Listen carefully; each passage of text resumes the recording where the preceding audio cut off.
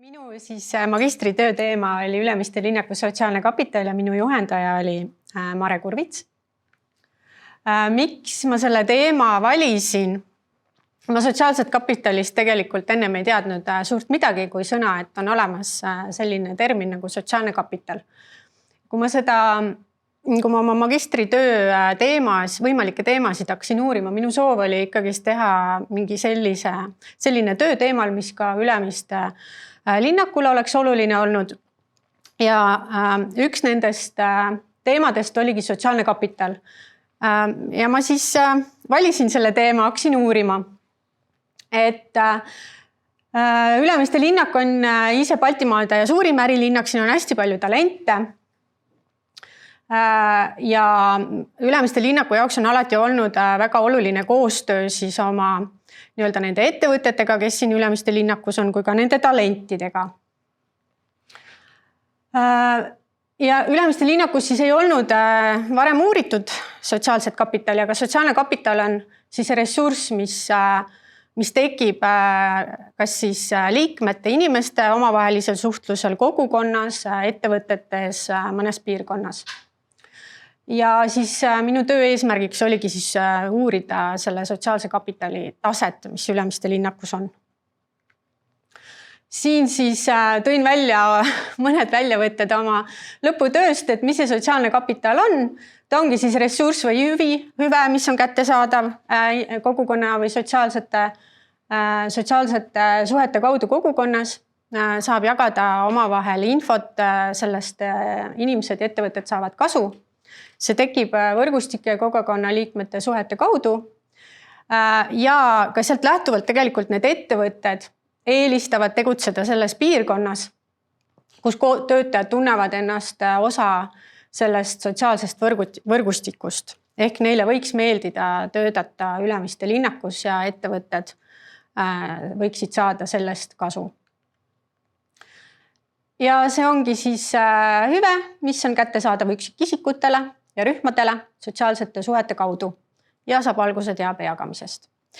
Ja sellest edasi tekib või võib tekkida paigakiindumus, kui need kogukonna liikmed tunnevad, et nad on osa sellest piirkonnast ja neil on tugev side selle piirkonnaga. Minu töö aluseks siis teoreetilises osas olid siis sellised inimesed nagu Putnam ja Goldman, kes on uurinud sotsiaalset kapitali, mõlemad natukene erinevast vaatenurgast. Kui Goldmani mõistes on siis sotsiaalne kapital hüve inimese jaoks läbi sotsiaalse keskkonna, siis Putnami jaoks on see sotsiaalne kapital seotud majandusliku kasvuga veidi. Ja tema jaoks oli see usaldus võrgustikes üks nii-öelda aluselement. Ja ma oma töö siis ehitasin üles niimoodi, et uurisin siduvat ja sildavat sotsiaalset kapitali ja ühendavat sotsiaalset kapitali.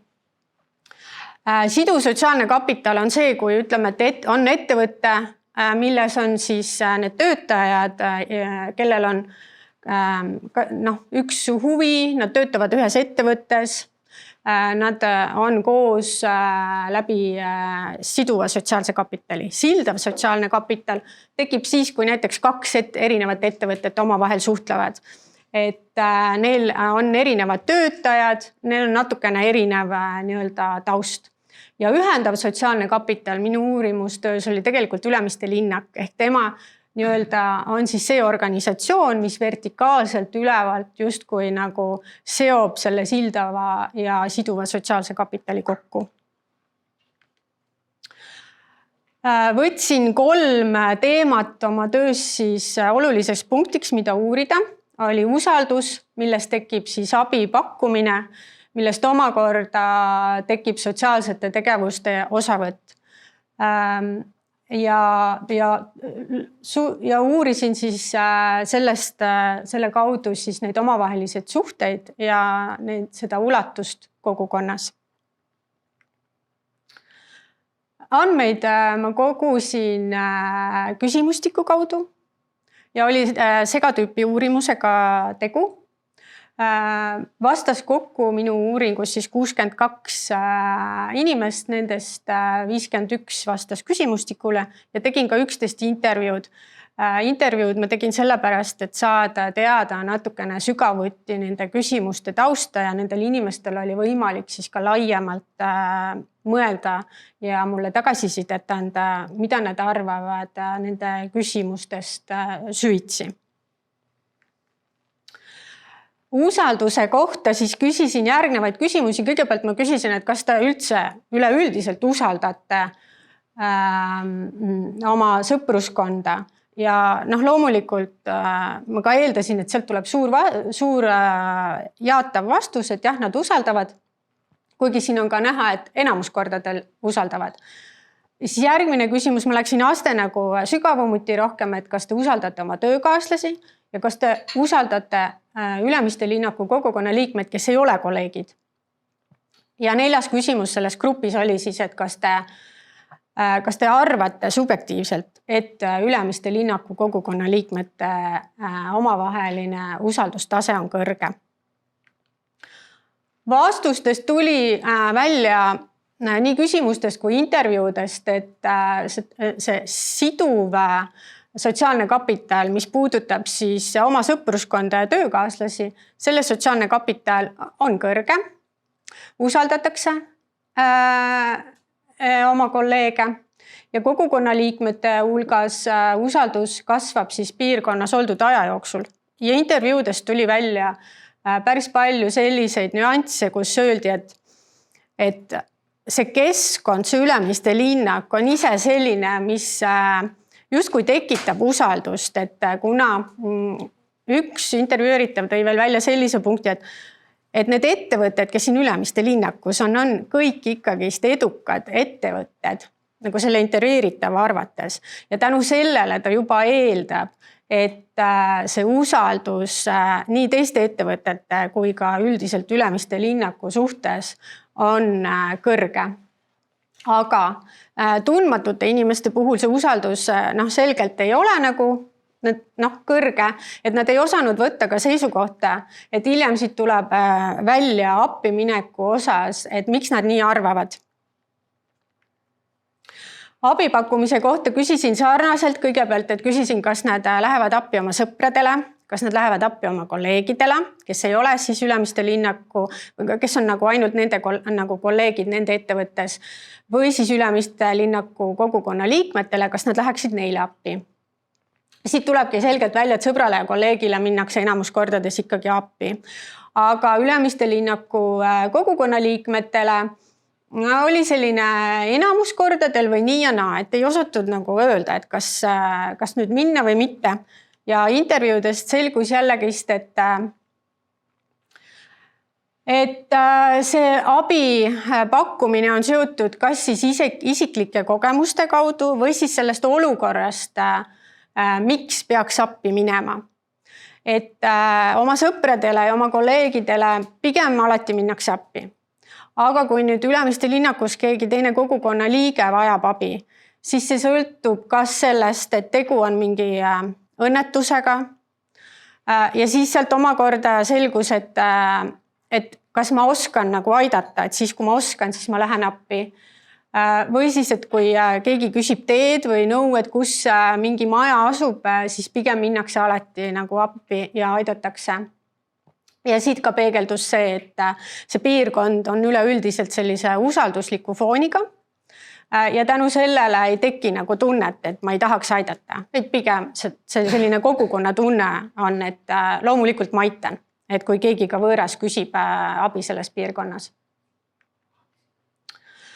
Ja siis osalemine sotsiaalsetes tegevustes oma sõpruskonnas. Jah, pigem siis oli, et enamus kordadel võetakse osa erinevatest sotsiaalsetest tegevustest. Oma ettevõttes sarnane tulemus, aga siis Ülemiste linnaku osas olid hoopis erinevad tulemused. Ja intervjuudest omakorda siis selgus, et see nii, et kui siit graafiku pealt vaadata, siis see nii ja naa ja et mõnikord, et see on nagu suhteliselt kehva, et justkui ei võeta üle nagu osa sotsiaalsetest tegevustest. aga intervjuudest omakorda jälle inimesed selgitasid seda, et miks see nii on. Et kui lähedaste ja kolleegidega võetakse osa koos ühistegevustest, siis Ülemiste linnaku Ülemiste linnaku üritustest võetakse osa, kas see on ette planeeritud, kas see pakub väga palju huvi või siis kui ei võeta osa, siis pigem on tegu sellega, et su enda töö tempo on nii suur, ja su pere vajab samuti sinu nii-öelda kohalolekut, et siis väga valitakse, milliste Ülemiste linnaku üritustest osa võetakse. Aga see meelsus oli sealjuures väga positiivne ja öeldi, et on väga hea meel, et Ülemiste linnakus on nii palju erinevaid üritusi ja formaate ja et nad saavad sealt valida endale sobiliku. Et selles suhtes olid kõik justkui väga positiivselt meelestatud, aga jah, inimesed teevad oma selged valikud. Siis ma andsin ette ka valikud, et millistest üritustest nad on võtnud osa, oli ka vaba valik ja nad võisid valida mitu erinevat üritust sellest nimekirjast. Selgelt tulid siin välja laat ja seminar ja oli ka see, et ei ole osalenud ja teemaüritused ja tähtpäevadega seotud üritused. Lähen korra tagasi. Toodi välja intervjuudest ka seda, et Food Truck Day kui selline on väga populaarne. Ja spordiüritused on väga populaarsed. Et üks intervjueeritav ütles, et kuigi ta ei ole ühestki spordiüritusest Ülemiste linnakus osa võtnud, ta väga tervitab seda ja ta on ise väga sportlik ja ta väga jälgib seda. Ja kui tal tekib vaba aeg, siis ta kindlasti tulevikus võtab mõnest osa. Aga väga meeldisid siis jah sellised teemaüritused, et selle teemaürituse all oli siis ka intervjuudest tuli välja, et inimesed pigem arvasid, et see võiks olla siis Food Truck Day ja paljud siis oma intervjuudes ütlesid seda sõnaliselt, et Food Truck Day on väga oluline. Siis ma küsisin ka, et kust nad on saanud infot nende sotsiaalsete tegevuste kohta. Ülemiste linnaku koduleht ja need välised ja maja sees olevad reklaamtahvlid olid pigem esmased, mida öeldi, ka siin sai mitu valikut öelda. Ja intervjuudest tuli välja see, et uudiskiri on hästi oluline. Aga kuna uudiskiri tuleb vähemalt intervjuudes, kes osalesid, nendest mitu ütles, et uudiskiri tuleb kas siis büroojuhi meiliaadressile või siis üldisele meiliaadressile, mis samamoodi büroojuhi meiliaadressile edasi liigub, siis tihti teeb üks inimene selle otsuse, et millise uudiskirja või mis sisu ta sealt edasi ettevõttes nagu laiale auditooriumile edasi annab. Et ta teeb nagu esimese nii-öelda sellise ülevaate, et kuna see infovoog on mõnes ettevõttes meilidega väga suur, et siis selle tõttu ta nagu teeb nii-öelda selle esmase valiku. Ja siis võib juhtuda, et osadele inimestele ikkagist ei jõua kohale see info, mida nad vajalikuks peavad. Aga koduleht ja reklaamtahvlid siis olid need, kus väga paljud oma info ikkagist kätte saavad. Et teada siis sotsiaalse kapitali taset on oluline ka kuidagi aru saada, et kui palju erinevatest gruppidest inimesed omavahel suhtlevad, kes on Ülemiste linnakus. Ja väga palju tuli välja, et nad tegelikult ei suhtle üldse, aga nad suhtlevad väikestes gruppides. Need on siis need inimesed, kes ei ole kolleegid, et nad ikkagist on erinevad inimesed Ülemiste linnakus, kes nagu tööalaselt justkui ei tunne üksteist. Siis 1–3 liiget oli nendest enamus. oli ka neid, kellel oli väga palju erinevaid kontakte ja intervjuudest tuli ka välja, et need on siis need inimesed, kellel kas on juba koostöö erinevate ettevõtetega Ülemiste linnakus või neil töötavad ka oma pereliikmed ja sõbrad Ülemiste linnakus. Et nad suhtlevad nii-öelda ka sellel tasandil. Küsisin ka seda, et miks te arvate, et võiks Ülemiste linnakus erinevatest üritustest osa võtta ja mis on see eesmärk? Need olid ette antud küsimustes, aga oli ka vaba valiku vorm. Ja paljud valisidki, et aitab sotsialiseerida ja luua uusi tööalaseid kontakte. Intervjuudest tuli välja päris mitme puhul see, et nad on varem osalenud mõnel sellisel Ülemiste linnaku üritusel, kus erinevad ettevõtete liikmed kohtuvad omavahel, et kas neil on mingi tööalane kokkupuudepunkt või on neil nagu sarnane äri. Ja see on hästi oluline. Ja nad pigem siis eelistavad, kuigi oli see, et see on meelelahutus ja see on hästi oluline, et nad meelelahutuslikul tasandil ja sooviksid Ülemiste linnaku teiste liikmetega suhelda, aga peeti ka väga oluliseks loomulikult seda, et ettevõte saaks mingit majanduslikku kasu sellest suhtlusest.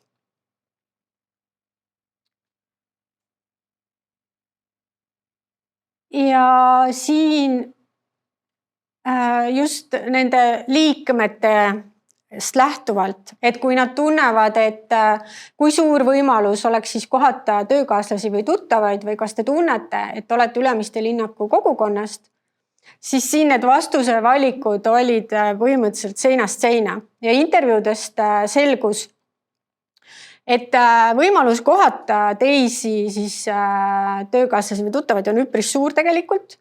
Ja nad tunnevad, et nad on Ülemiste linnaku kogukonna liikmed, kuigi nad võib-olla ei osale nii palju nendel üritustel. Aga see üldine foon, et nad on ühes piirkonnas, neil on üks selline justkui mõtteviis või selline tunne selle piirkonna kohta, et siis nad tegelikult tunnevad, et see on päris kõrge.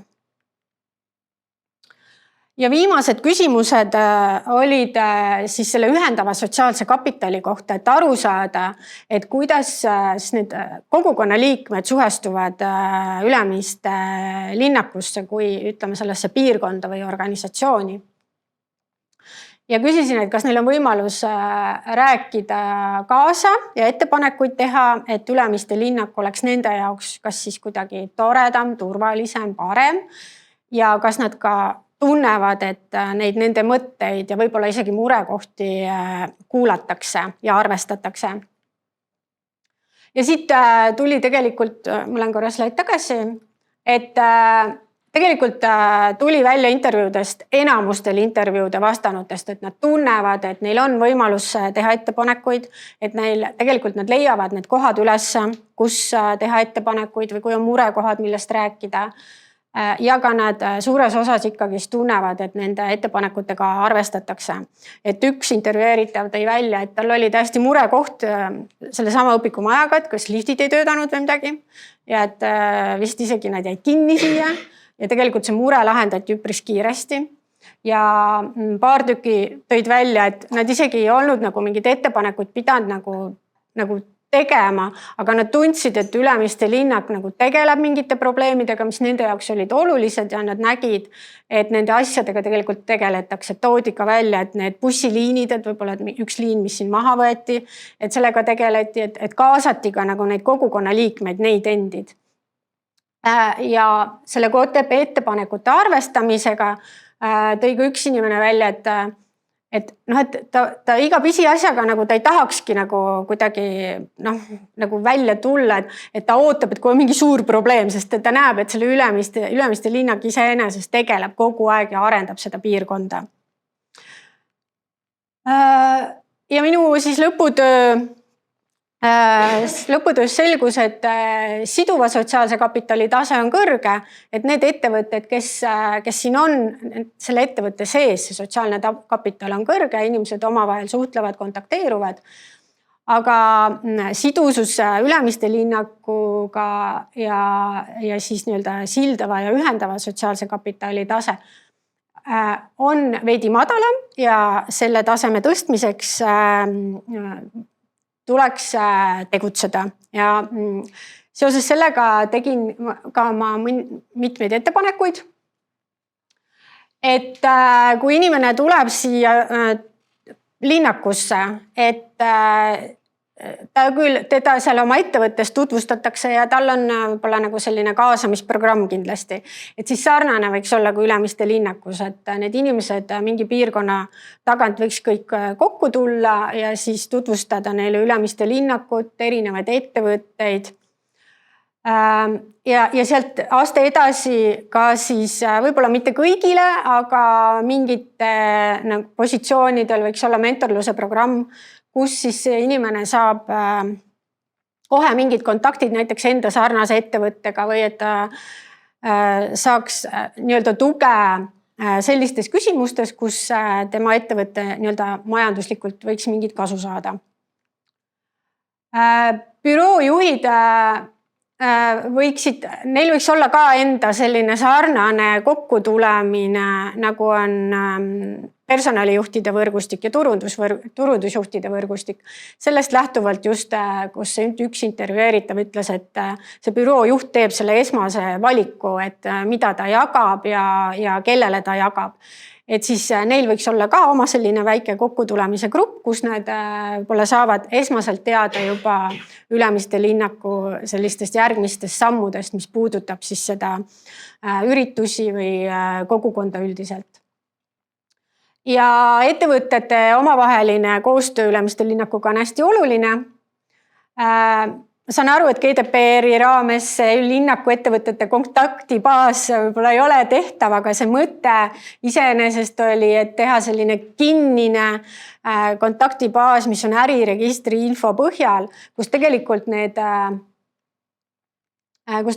need ettevõtted saaksid teada nendest ettevõtetest, kes on nende sarnased, et kas nende valdkond on sarnane, kes on see üldnumber, et neil oleks lihtsam kontakteeruda. Et Ülemiste linnak on täna juba piisavalt suur, siin on palju sarnase formaadiga ettevõtted, et nemad esmaselt nagu saaksid kontakti, kui see, et sa näiteks Eesti üleselt üritaksid kontakteeruda. Ja siis täiustada juba seda formaati, mis on Ülemiste linnakul olemas, kus ettevõtted omavahel siis kohtuvad ja suhtlevad ja jagavad oma murekohti või siis oma saavutusi. Ning Ülemiste linnaku identiteedimärk kui selline, mis annaks sellise tunde, et sa oled Ülemiste linnaku kogukonna liige. Ja selle identiteedimärgiga siis sa saaksid mingid kasusid või hüvesid, et üks intervjueeritav tõi välja, et oleks ju väga uhke tunne, kui sa selle märgi paneksid seal kohvikus laua peale ja tunned, et mina olen selle kogukonna liige ja minul on see toit palju soodsam. Et see ei ole mitte nagu lihtsalt selle sooduskaardi näitamine, vaid just see märk iseenesest, mis annab sulle selle tunde, et sa oled selle kogukonna liige, et kellelgi teisel seda ei ole. Ja siis selline ränd-out karikas kogukonna hing, mis annaks tunde, et sa oled panustanud sinna Ülemiste linnaku arendamisesse või arengusse ettevõtte või siis selle kogukonna liikme kaudu. Ja et sa saaksid näidata, et see on sinu panus samamoodi ja sa tunned, et see on sinu nagu koht, kus olla ja töötada, et siis oleks selline kord aastas auhind. Ning kuigi Ülemiste linnakus on väga palju kohti minu arvates, kus saab väljas olla, liikuda, lõunatada, koosolekuid pidada, siis toodi välja, et neid selliseid väikeseid näiteks rohelisi saarekesi või pisikesi nurgakesi võiks olla rohkem, et kus sa näiteks suve ajal lähed lõunat sööma, et sa seal saad kohtuda ka nende inimestega, kes ei ole sinu ettevõtte nii-öelda töötajad või liikmed. Ja kiirelt vuristades sellega oli minu presentatsioon nüüd läbi. Aitäh!